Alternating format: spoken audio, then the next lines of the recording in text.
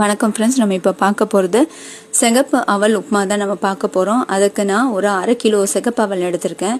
அதை நான் ஒரு 3 தடவை களைஞ்சிக்கிறேன். ஏன்னா அவலில் கொஞ்சம் உம்மி தூசிலாம் இருக்கும், அதனால நம்ம களைஞ்சிக்கலாம். அதுக்கப்புறமா இதை ஒரு தண்ணி ஊற்றி கொஞ்சம் நம்ம ஊற விட்டுக்கலாம். தண்ணி கொஞ்சமாக ஊற்றினா போதும், அவல் மேலே லேசாக திரிஞ்சால் போதும் தண்ணி.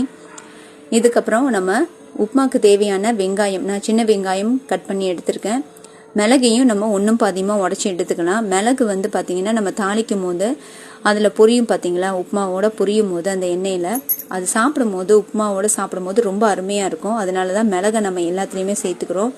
மிளகாயை கண்டிப்பாக நம்ம அளவையும் குறைக்கணும், அதே சமயம் நம்ம விதைகளையும் நீக்கிட்டு தான் நம்ம இந்த மிளகாயை சேர்த்துக்கணும்.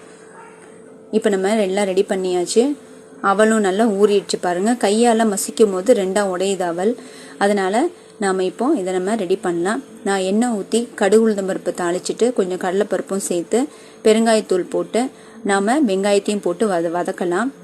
இந்த மாதிரி எண்ணெய் ஊற்றி வதக்கிற மாதிரி நீங்கள் இதில் லெமன் சாறு ஊற்றி லெமன் அவல் பண்ணலாம். புளியோதரை கிரேவி பண்ணி அதில் அவல் சேர்த்து நீங்கள் புளியோதரை அவல் பண்ணலாம். அப்புறமா இனிப்பில் பார்த்தீங்கன்னா சக்கரை பொங்கல், பாயாசம், அப்புறமா உருண்டை நம்ம கேழ்வரகு உருண்டெல்லாம் பண்ணுவோம் இல்லையா, அந்த மாதிரி பண்ணும்போது இந்த அவலை வறுத்து சேர்க்கும் போது அதுவும் அருமையாக இருக்கும். தனியாகவும் அவலை உருண்டைகளாக பண்ணலாம்.